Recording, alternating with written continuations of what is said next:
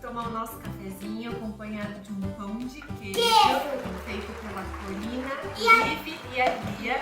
A medida é 1,5 copo de tapioca flour, que é esse polvilho, 1/4 de copo de xícara de azeite. Pode colocar tudinho. Para uma receita, vocês vão colocar 2/3 de leite, de uma xícara de leite. Não tá comendo, Lia?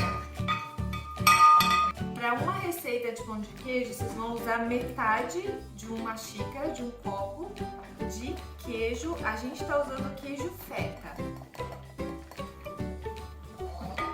Ok. Então é um ovo para uma receita de pão de queijo. A gente vai passar agora e vai encher muito.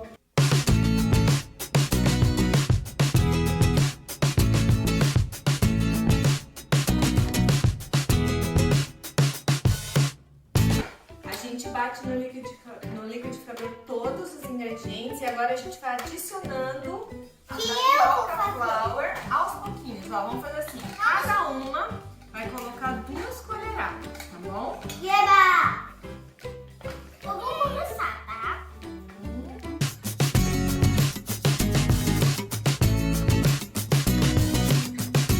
Olha que tá bonita! Eu vou sugerir a gente colocar numa forminha de muffin, porque daí você já tem a medida certinha para as crianças comerem o pão de queijo, porque ele é mais líquido. E eu vou deixar 20 minutos assando. A gente vai colocar no forno. Olha lá, até daqui a pouco, pessoal. Até daqui a pouco! Pessoal, depois de 20 minutos ficou pronto o pão de queijo. Vem cá dar uma olhada. Olha que pão de queijo mais lindo. Cresceu muito! Cresceu muito, né, Lia? Deixa eu ver! Atenção! Olha isso. Agora eu vou abrir para vocês sentirem o drama.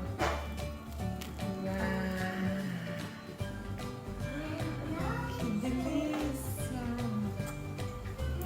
Esse pão de queijo com um cafezinho, aquele cafezinho, que tal? Vamos preparar com as crianças? Receita super fácil, feito no liquidificador, fica pronto no máximo 30 minutos, porque fica no forno só 20 minutinhos. É muito prático. Olha só, que lindo! Servidas?